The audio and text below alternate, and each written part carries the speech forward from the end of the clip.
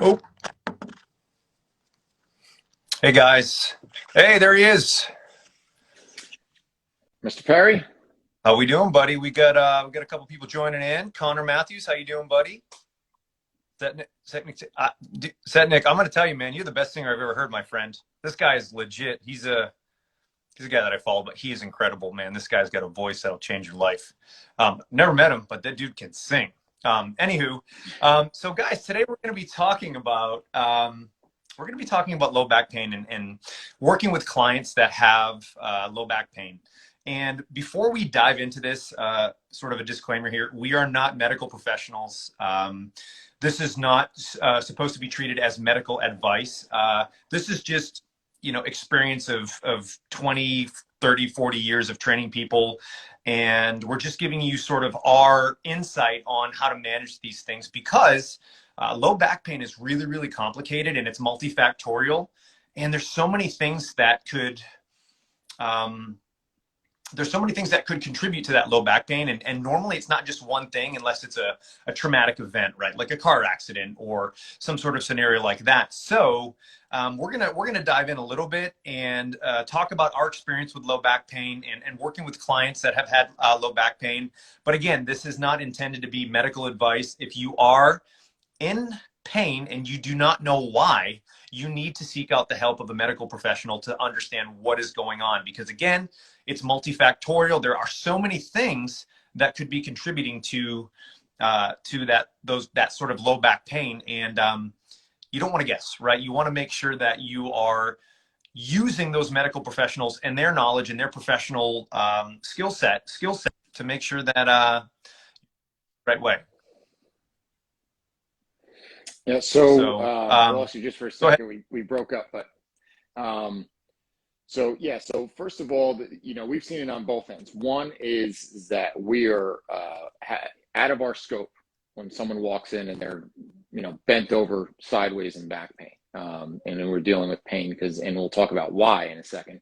But we're also sometimes the people that people come to when nothing else is working.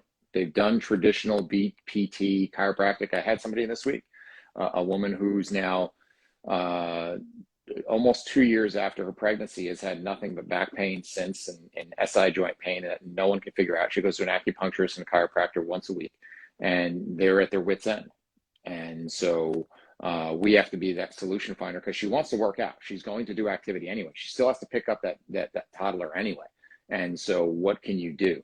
So we're kind of in between that. But the reason why we don't deal directly with pain, whether it's a low back or otherwise, is that, we ask this in our courses, right? We say, okay, what can cause low back pain? And the hands go up. Well, tight hamstrings and weak core and all that stuff. And we're going to get to that, right?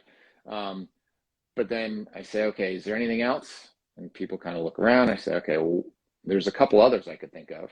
Um, and they have nothing to do with they tight this or weak anything, right?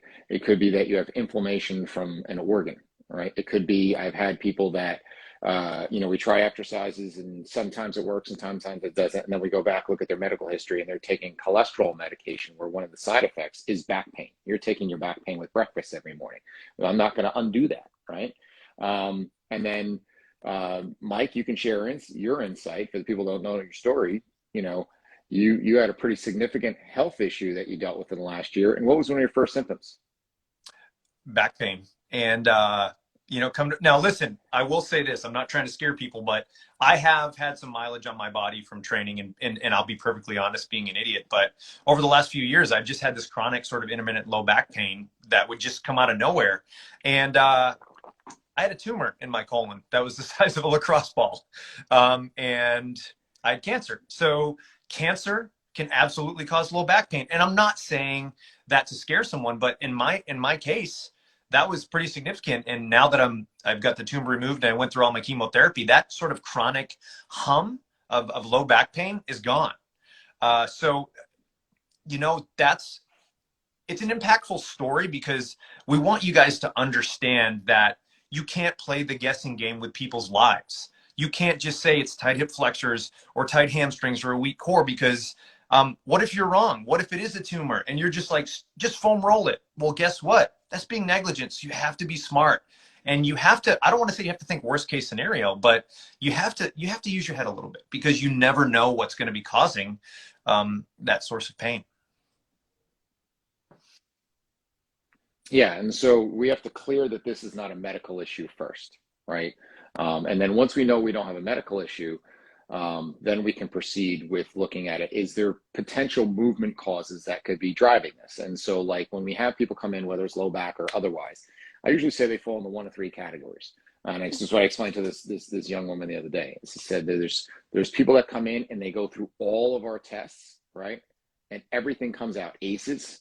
Those people are what we clinically call a pain in the ass, right? Because what their problem is stemming from is not an easy low-hanging fruit, right? It's usually a lifestyle issue. It could be coming, you can have low back pain because of stress. It could be because of that cholesterol medication. It could be because of a number of different issues that are going to be a little bit harder for us to kind of drive down. The second person comes in, and it's an indirect thing, right? I've had where we've connected and cleared up low back pain with people by clearing up an ankle mobility issue, right? By clearing up something in their T-spine and a low back pain goes away. Like there's a million different indirect things, and that's that whole concept of regional interdependence, of that everything is interconnected, whether it's from the structural, system of the joints and bones, whether it's the fascial system, whether it's the muscular system and all its interrelationship and the timing and our motor control. All this stuff is interrelated. So we have those people that it's not a direct thing, right? And then you have the people like this woman. It's like, well, no shit, your back hurts. It's like, I got about 5 reasons why I think your back could hurt based on what I see here. But when we look at kind of that initial findings thing, one of the things, and this is going to be our post later today, is I dug up some cool stats and graphics that I'm going to post regarding just MRIs and looking at imaging, right? And people come in, and how many people come in to you, Mike, and say they've been slapped this label of, oh, I have sciatica, or I have a bulging disc. And I tell everybody, oh, you have a disc, pathology. You and 85%, basically the numbers show, basically you and 85% of every adult that's over 35 years old.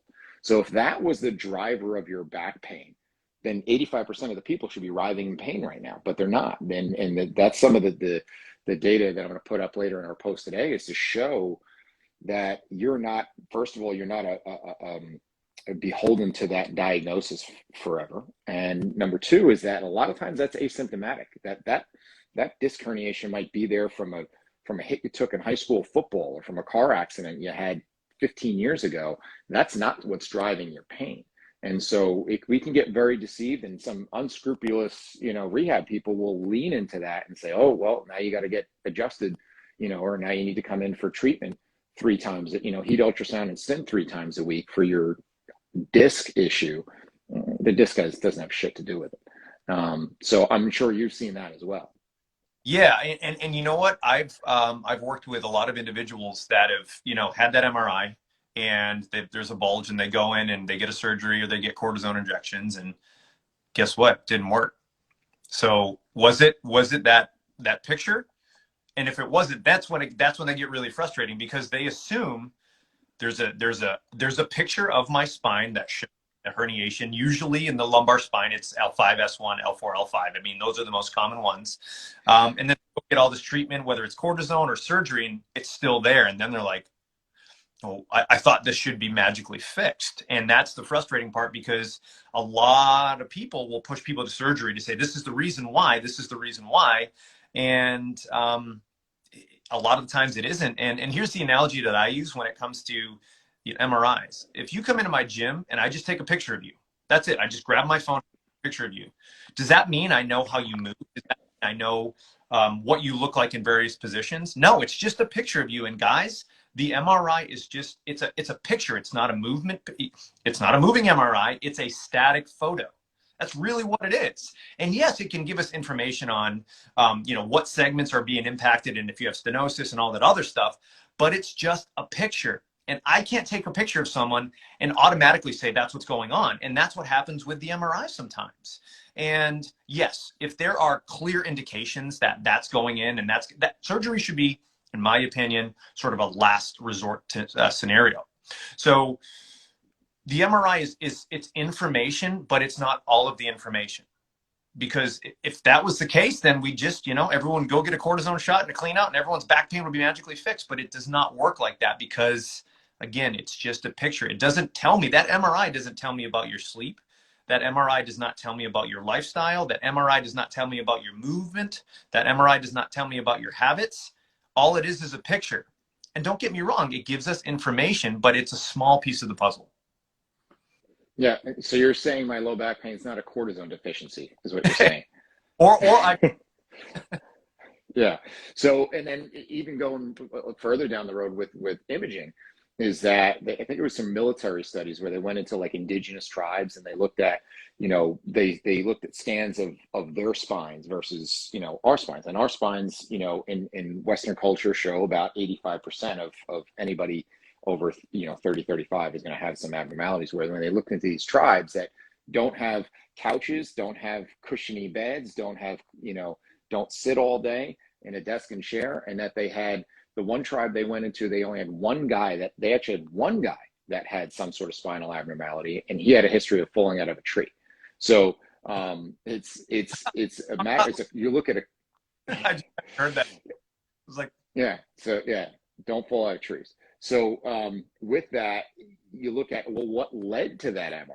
That's the bigger question. And you look at it where we look at movement as a bigger thing than just exercise. And if you want to look into some great work of this, read any of Katie Bowman stuff and talk about movement just being larger than just exercise. And our movement in terms of, sleeping on cushiony beds and laying on cushiony couches and sitting in desks, and just our environment and our casing that we're in, from our shoes to our nature, to all those things around it.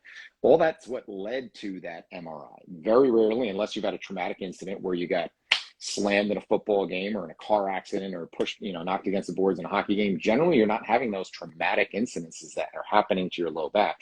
And for that person that says, oh, well, I hurt my low back, taking out the garbage. No, you hurt your low back for the last 20 years of being negligent of your musculoskeletal health. And that was the proverbial straw that broke your back. That's what was the thing that tipped you over that edge.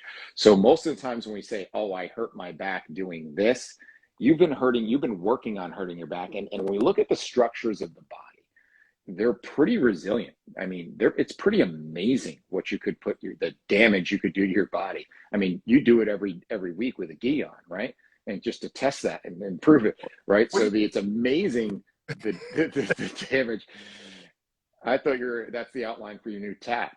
It's amazing the damage you can do to your body and have it sustain, withstand that. And so with that, it gets pretty far before you get to these pathologies that you're going to see on your MRIs and so forth. And that gets to the point where, hey, I need to go to the hospital for my back, right? So how do we catch that early? We talked about fat loss a couple weeks ago. The best way to stay lean is don't get fat in the first place. And well, the best way to keep your spine healthy is to don't hurt your back in the first place. Don't let it get that far gone.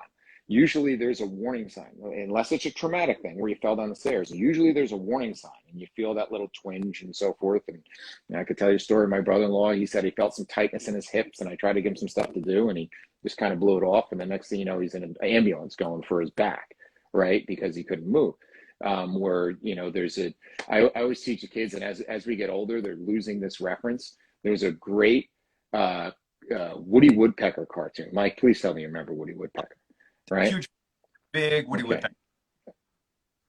Well, what was Woody's famous line? If Woody would have went straight to the police, none of this would have ever happened, right? So if we can stay ahead of this, right, we can catch a lot of these things. And a lot of this we catch in just your fundamental movement, right?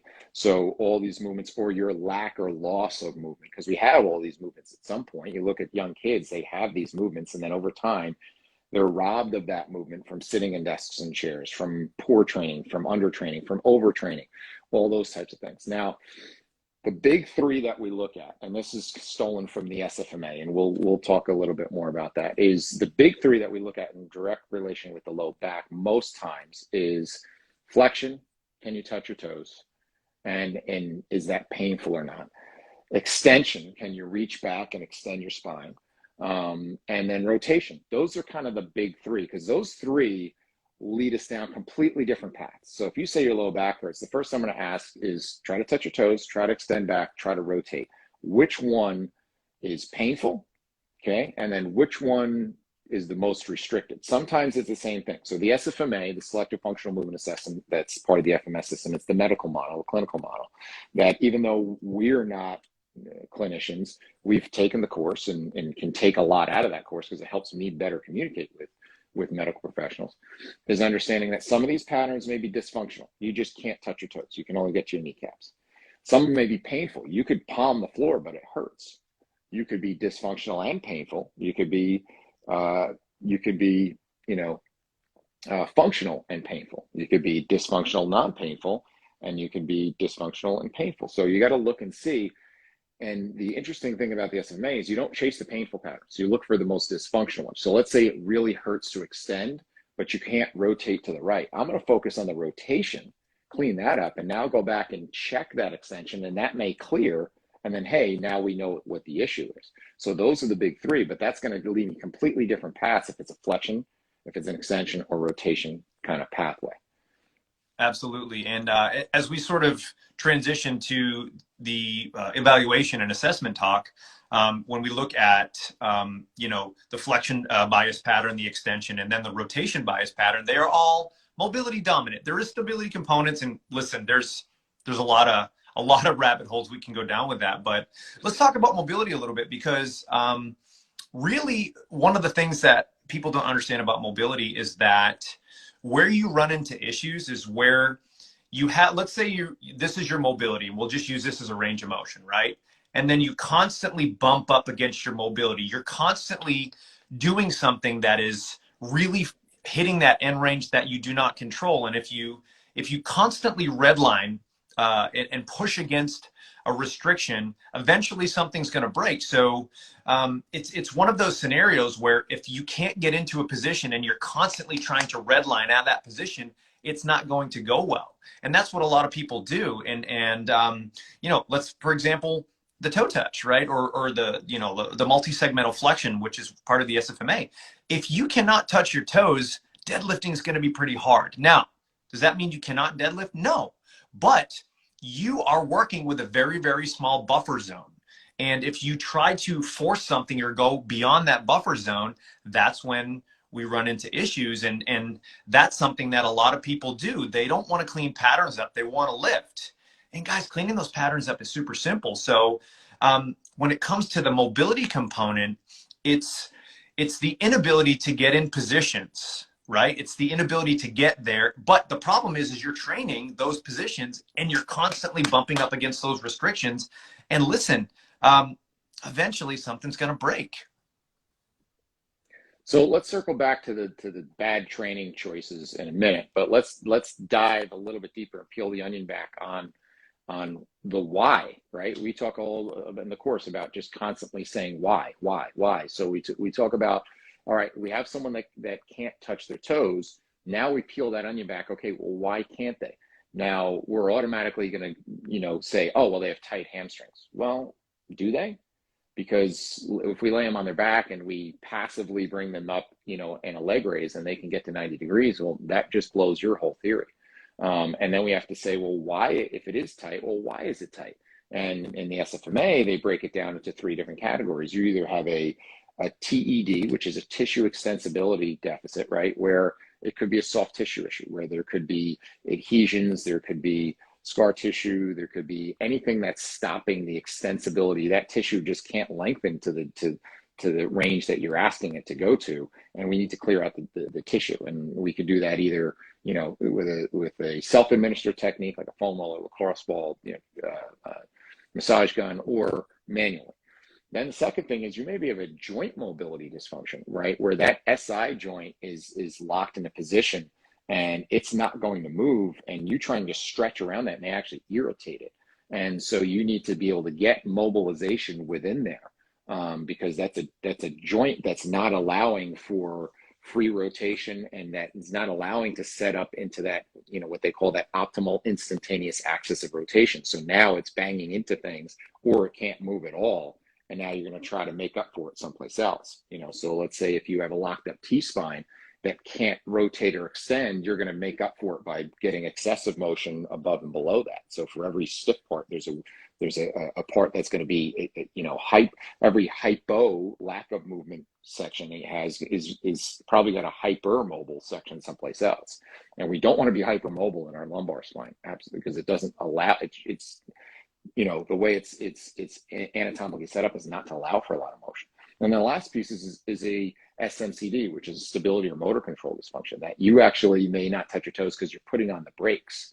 And it's a safety mechanism because your body doesn't trust it that you can get there, or if you can get there, that you'll ever get out of it. And so it's a safety mechanism. And so if now we take that person and go and stretch them, now we made them even worse because now we have nothing stabilizing them, and now they're even more vulnerable. So that's kind of just peeling that back a little bit more. So now we go back into the training side that you kind of alluded to. So like, how do I know what not to do? How do I make those decisions to know what not to do? Because the two extremes we usually have are that most people make the wrong assumption with is don't work out, right? Which is probably the worst thing to do. Or I'll go light, right? We'll just do it lighter. And I always say I said, you know what? That would be like just hitting you over the head softly with a tack hammer all day, as opposed to just knocking you out with one shot with a sledgehammer, right? Just going light is just slowing down the process of breaking you, right? So what is the right answer? So what do I do? How do I make those decisions? How do you make those decisions in terms of, I have low back pain and you're training me? How do you decide what is right and what is wrong? And that comes down to a thorough, obviously a thorough intake and learning as much as you can about that individual, but then running them through the assessment and the evaluation and the screening process. But you have to ask the key questions at the beginning. And that's one of the things we talk about in the courses. There are a handful of key questions, actually more than a handful of key questions, that will give you a ton of information even before you do the eval, right? Because everyone thinks it's tight hip flexors, it's tight hamstrings, blah, blah, blah. But again, it's like, what if they're sitting 12 hours a day and they're glued to their chair? That information is super important to understand. So because with that, my 30-second hip flexor each side isn't doing shit against 12 hours of sitting at your dining room table on a laptop, right? You're emptying the ocean with a Dixie cup. Well, and again, I always go back to the diet analogy. If you eat pizza 7 days a week, but on the 6 days a week, but on the seventh day you add a salad in, shit's not changing, right? It's not gonna make any difference whatsoever. So, again, when it comes to habits and lifestyle, there's a consistency component. But going back to the evaluation process, this is when we look at how you move. And that's, where we met through the FMS, we run people through the FMS, and then we use the breakouts as needed. But it gives us insight on what you are currently capable of. And that's really the starting point when it comes to programming is what are you currently capable of? Not what do you want to do and what do you like? What can you do? And that's the starting point. Now, that being said, when we get into training, you could have the most pristine movement in the world, and you could still get hurt, right? Because now, once we've checked the box of movement competency, it doesn't mean you're bulletproof.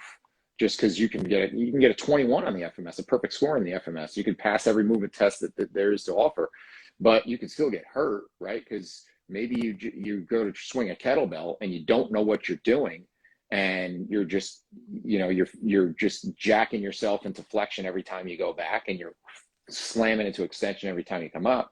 Well, you do that enough times and something's going to break, right? So it could be just an exercise, technique thing, or it could be that, I was great when I deadlifted 225, but then I said, oh, I'm going to go for it and put 315 on the bar.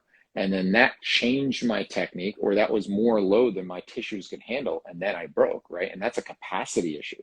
Or I was good for the first 4 reps, but I let you keep going for that 5th rep when you shouldn't have. And that's where you broke. So that's a capacity issue. So it's more to it than just exercise selection. It's your programming, and it comes down to your precision with your coaching and what you're going to allow for and what you're going to create the awareness of in terms of positions, shapes, postures, of getting people to understand how their pelvis works and how it should be set up and what it should feel like at the beginning and end and middle of your movements. So if I come to you as someone who's an expert in kettlebells, and I pass my movement screen at flying colors, doesn't necessarily make me ready to go and swing it with the best of them. Yeah, and all it does is it just tells me that you have the ability to currently get into that position.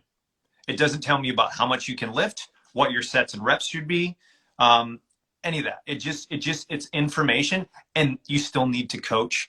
And that's the big thing people often miss is they think, well, someone looks really good in their eval, they should know how to squat. No, they don't. It doesn't mean they know how to squat. It doesn't mean that at all. It just means they currently have the movement competency, and they have an open book, right? And at that point, your programming is going to be a significant component of their overall health and well-being, because if they move really well and they come in and they feel great and they're like, I want to do this, and then you give them a crappy program and you don't teach them how to lift, and a month later they've got a tight low back, their neck hurts, and that's on you, right? That's on you as their coach, because if you don't teach them how to do things correctly, and you don't give them a program that is going to be comprehensive, but it's going to allow them to slowly progress over time, it's not going to go well. So moving well doesn't mean that you've got a free pass. It just means that you have an open book to do some really cool stuff. But guess what? You can still screw it up by poor technique, poor programming, and ego. Yeah, and it's a point that shouldn't get lost when you talk about taking ownership as the coach or the trainer. And Gray Cook has a great line that your first initial eval, that's on you, right? That's what you showed up with, right? I always tell people I can't change what walks in, I can only change what walks out. But the next one, that's on me, right? Yeah. And so I need to make sure that I do whatever I can to make sure that at least stays the same, if not gets better. And then let's talk a little bit about, all right, someone comes to you with low back pain, and some of the junk / throwaway diagnosis that they're given. We talked about MRIs and the medical stuff, but I'm going to talk about really crappy movement observations that people make, right? They automatically say, all the world's problems can be solved by, stretching hip flexors and strengthening glute mediuses, right? And then the other one that usually gets me is how many times you see it. I see it in the performance world when this is an assessment of a player, where they'll say one of two things, the two that we can run with. One is, and this is assessment of a player from the performance side, but it's also the same thing when you hear people have low back pain. They have tight hips. Okay, we have to first is that all right, what the hell does that mean? And then, or the even better one, you have a weak core. Yeah. Right. And so what does that mean? So let's start with the and work backwards. The weak core thing. So, person gets sent over by doctor, physical therapist, or coach, or friend, or they just read on the internet and said, oh, I have a weak core, I think that's why my back hurts. Yeah. Is that really the case most times for when you see it? No, it's rarely. And actually there's a page, and I don't know if it's on Instagram, but it's on Facebook, called Pain Science. And they just released something yesterday, and they're basically saying core strength has zero impact on low back pain, zero. So there goes that idea. But you know what it is? And I'm going to be honest. I think a lot of the times people just don't know. So what do? They take the easy way out. You got a weak core. Well, dude, what if you deadlift 400 pounds? Does that mean you have a weak core and weak hips? Because if you can deadlift 400 pounds, you probably don't have a weak core or weak hips. Now, you could have really crappy technique, and you could have poor programming if you're doing a 10 by 10 on the minute. But again, it's just, I think a lot of the times people are lazy, and they're just like, oh, it's this. And then, or it's you're just old, or, it's an old injury. And that people just, kind of throw in there, because I think a lot of people, when it comes to looking at the way people move, I think a lot of people they don't get it. And they just, what do? They ice and stim. They do some hip flexor stretches. They do some bridging. They do some bird dogs, and that's it. And it just doesn't work. It just simply does not work. And a lot of times I've actually talked to some PTs and he goes, a lot of the reasons why people get better is because they've taken a month off from doing dumb shit. That's what got them better. It wasn't the clamshells and the bird dogs and the planks. It was they just remove the negative, and that is going to have the biggest impact on someone's overall health. Is if you stop doing dumb shit, you're probably going to get a little bit better. And you talked about the hammer. It's like, if you're constantly whacking yourself in the head with a hammer, don't get a smaller hammer. Just stop doing the dumb shit that got you there in the first place.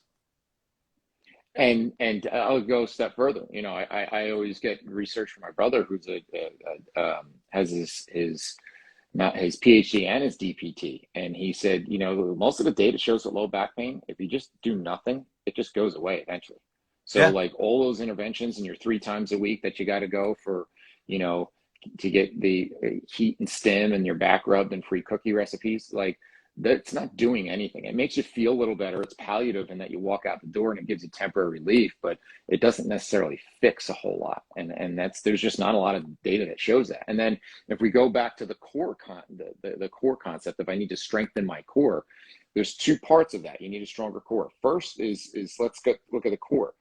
If you put a bunch of us in the room, and we've been doing this a long time and doing this, teaching people about this, and said, define what your core is, I don't know if we would get a clear and distinct definition of what exactly that means, right? And what people, some people just say, take off your arms, legs, and head, and that's what your core is, right? Some people think if it's going to be ribs to pelvis. What do you even mean by core? What is the core, right? Answer that question first.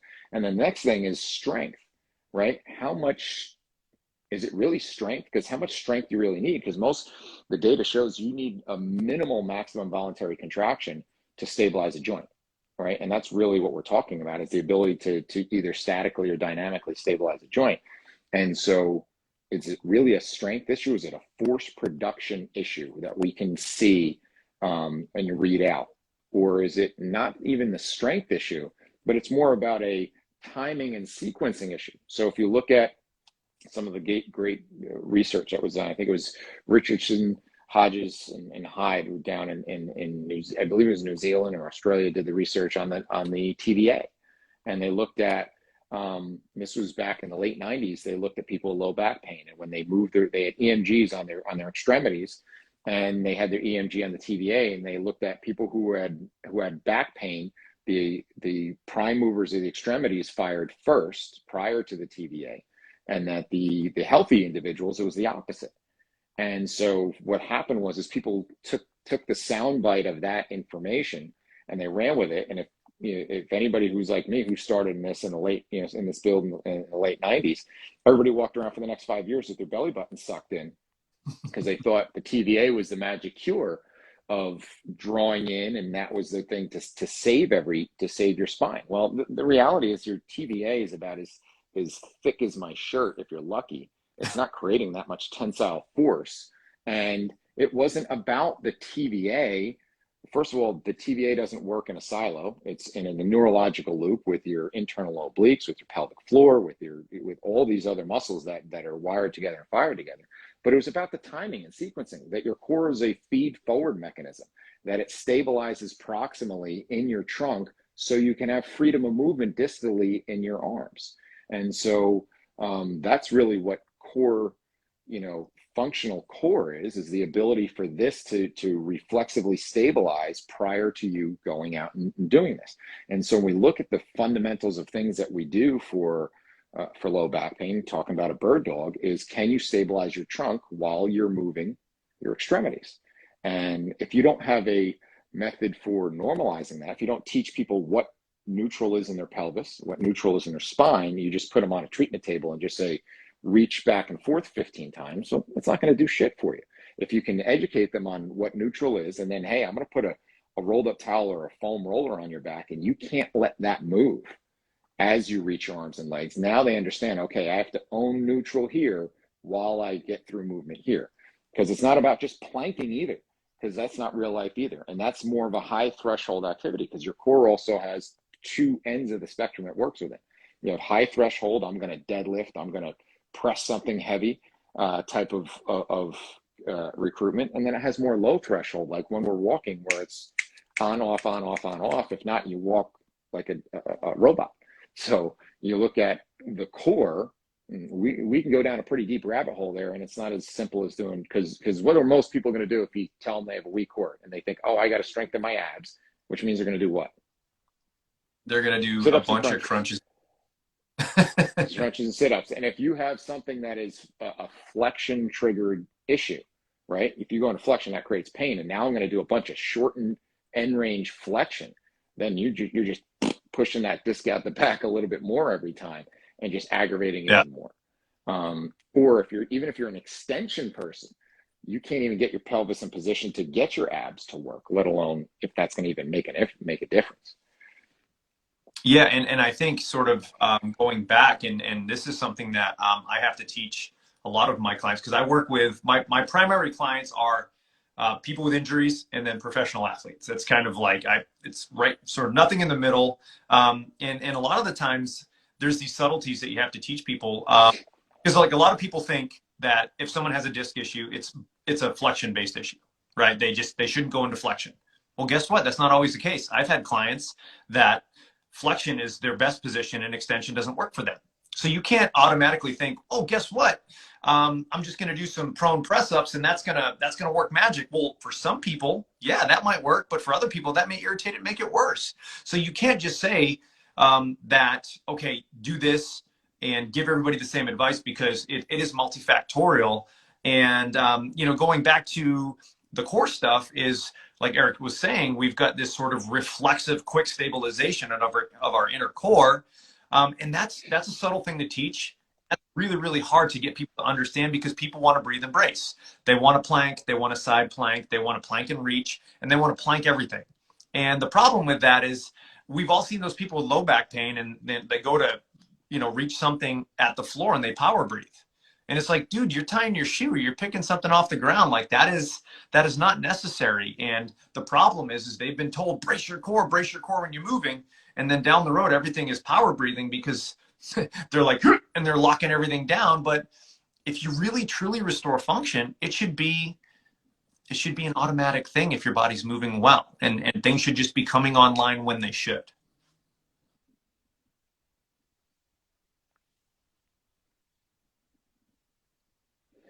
And I think that the last point that you kind of trigger that I want to hit on, before we wrap things up, is an interesting thing. I refer to my brother who does a ton of research on stuff. And one of the most interesting pieces of research I remember he shared with me is when you talk about outcomes, because right now his primary job in where he works and overseeing, hospital-based physical therapy is looking at outcomes. And one of the research pieces he showed me is that when they looked at outcomes and people who failed at physical therapy, what was the number one factor? And it's kind of an interesting thing. And I asked people, what do you think it is? It was fear and avoidance of movement, right? People are scared shit to move, especially if they've hurt their back and they've had an episode where, if you've had really bad back pain, and I've had, a couple times where I've had it where it's like brings you to the floor and you can barely stand up. When you've had that, you can get really scared to move. And unfortunately, instead of helping that, I think sometimes we make that worse in rehab settings, where you get people who are scared to death. You tell them, never touch your toes again, never squat, never do any of these things. And that's not real life. I can't tell that mom that I told you, I'm sorry, that, what are you going to do? Your baby's crying, they fell and scraped their knee, you're just going to leave them there? You're gonna the toys on the floor, you're just gonna kick them over to the side of the room. Like, you have to be able to do these things. And so it's our obligation, whether it's on the fitness side or it's on the rehab side, it's our obligation to give people back these fundamental patterns. Now you may want to avoid them temporarily, but to say that, well, you're done touching your toes, or we're just going to keep raising the toilet till you're basically going standing up. Like, you have to be able to give people reality of life, of what they're going to go into.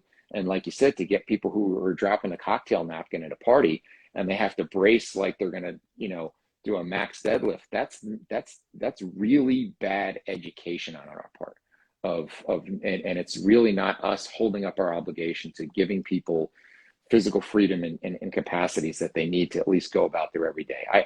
We may say, look, you may never be a champion power lifter again, but that doesn't mean you can't go tie your shoes without needing a squat suit and a weight belt on. Yeah, absolutely. And do that, like for a deadlift, for example, a deadlift is simply having the ability to pick something off of the ground safely. That's all a deadlift is. And if you think about, same thing with squatting, it's the ability to lower your center of gravity and like using the rest grip, right? So we're not always, when we talk about movement, we have to distinguish the difference between movement and exercise. And hip hinging is a movement, lunging is a movement, hinging is a movement, squatting is a movement. They're also exercises. So we have to differentiate those things as well, because when people think I shouldn't squat, they're thinking I shouldn't put a bar on my back. Well, yeah, maybe you shouldn't, because maybe that's not going to be the best scenario for you currently, but it doesn't mean you can't squat with a load. You could be using a dumbbell, a kettlebell, a sandbag, or something else. So we have to distinguish the difference between movements and exercises, because I think a lot of people miss that. And, when you hear like, don't squat anymore, or don't hinge anymore, it's like, you're asking me to do two fundamental movement patterns that are used pretty much every single day. And you're going to tell someone not to do that? Are you going to tell them not to walk either? Like, I mean, what's next? Don't sleep and don't eat. I mean, it gets ridiculous, Yeah. So lots of stuff that we can kind of peel back here with low back pain. So, we're going to be doing this on other segments of the body. We did the shoulder a couple weeks back. Today was low back. We're going to be talking about the knee. Looking ahead to some of the things we're going to cover. And for those of you who are just kind of jumping on board with us, we've been doing these every Friday at 1 o'clock. We may have a slight time change for next week because I am speaking at the Northeast ACSM conference virtually. And I think the times overlap, so we may start it just a little bit later next week.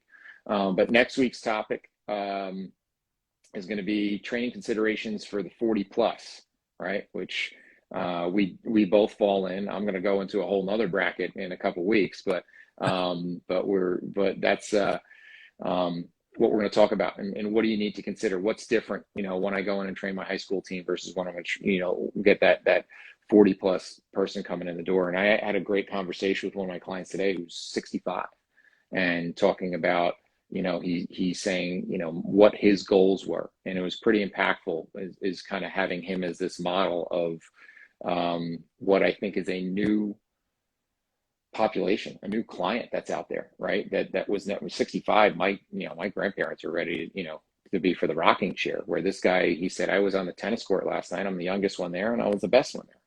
And I think a lot of people want to have that and have the freedom to have that, late into the years and have much more health into the years, as opposed to this rapid decline that most of the population goes through. So that's going to be next week, training the 40 plus client. So look for posts on that. We have a couple more in low back that are be going out today and tomorrow. If you don't get our emails every Sunday, we send out, Mike's wife, Amanda, helps us out, sends out a great email that kind of is a highlights of all the different posts throughout the week you can refer back to. You can get on our list for Sundays. With that, just hit us up on a direct message or email us at principlesofprogramdesign@gmail.com, and you can get on that list. And then also, very exciting news, we are live. Principlesofprogramdesign.com is finally up after a lot of time making my back real stiff, sitting over a laptop, getting this thing up and running. But we are live, and so you can register not only for our live course, which is coming up 1 month from today, which is going to be May 1st at Cherry Hill, New Jersey, just outside of Philly, but you also can get our online course, which is a truncated 2-hour version of that 8-hour course. Which is up and ready to go as well. So we're going to be putting out a bunch of promotions. We're ready to go literally as of today. We just got all the proofreading done, and very excited about this labor of love that's finally coming to fruition. Yeah, so we've been working on this. We'll give you just a quick background. Eric and I met through FMS, for those of you that don't know, and a lot of people that we were talking to just didn't understand programming. So we said, hey, let's do a programming course. And we were working on this when I was going through treatment and chemotherapy. We were on the phone, every other day, and Eric was, being the rock star that he is and getting a bunch of stuff done, and I was doing what I can to try to keep afloat. But we've been working on this for a long time, and it's been a labor of love. There's been trips back and forth. There's been long days. Eric has been carrying the flag. He's been doing, I'll be honest, so much more than I have on this project recently. And guys, we're really excited about this. And this is just the beginning. We are hoping that this course will really start to get people to think about programming in general. And that's really what it's all about. It's the principles of program design. Guys, this is not our bias. This is not like the things that we love and the things that we enjoy. This is sort of a checklist in which you can make better decisions, because so many people just want to jump to what's my favorite exercise, what's my favorite stretch, but there's so much more that goes into it. And that's what this course is all about. I'll be honest, every time I go and review these videos and I hear Eric talk, I learn more. I'm taking notes. And there's just so much that needs to be covered. And this course and this website, guys, principlesofprogramdesign.com, it's going to change the way you look at things. I can guarantee it. And we're pretty proud of this. We'd love for you to check it out. And, we're going to be putting out more content. Eventually, we're going to have some previews of what this is going to look like, so you guys can get an idea of what the course is going to entail. But we've been doing this thing for a year now. It's been super easy. But overall, guys, we're really excited about it. What I'm going to do here is I'm going to put that link right in my bio as well, and I'm sure Eric will do the same. And please check out our page, Principles of Program Design. Like it and share. And if you guys need anything from us, or you have any questions about the course, or if you're looking to host something at your gym, maybe you want to bring us in and talk to your staff and do a live course there, we could absolutely do that as well. We've worked with clinicians, we've worked with teams, we've worked with individuals, gym owners. So we have the ability to come and help you out if you need that assistance. So we're really proud of this product. And, this has been a labor of love. And, we're excited for you to check it out. And we'd love your feedback as well. So check out the website and please let us know what you think. Yeah, and the essence of this course, and Mike and I kind of put it together, is we've been doing it. I'm going on year 24, right? And Mike's not far behind. You're 19, right? No. 19 years in. Yeah. So we basically said if we could go back in 20 years and talk to our younger selves and say, look, here's all the shit that I screwed up. Don't do any of those things. Yeah. Here's all the things I wish I knew when I wish you could know now, and you'll be light years ahead of everybody else. That's basically the impetus of the course. And so it was, let me take all the collective pieces that we've learned from all the mentors and instructors and great writers and people that we're standing on the shoulders of. Let's take it all and let's give you exposure to that and say, you need to consider all this stuff. And that's really what the essence of the course is. Yeah, you can basically, it's a cheat code. You can learn from our mistakes. There you go. And so with that, that'll wrap up another Friday here of buzzing away. Share, like, message us, stay in touch, and we'll see you next Friday. All right, guys, have a good weekend.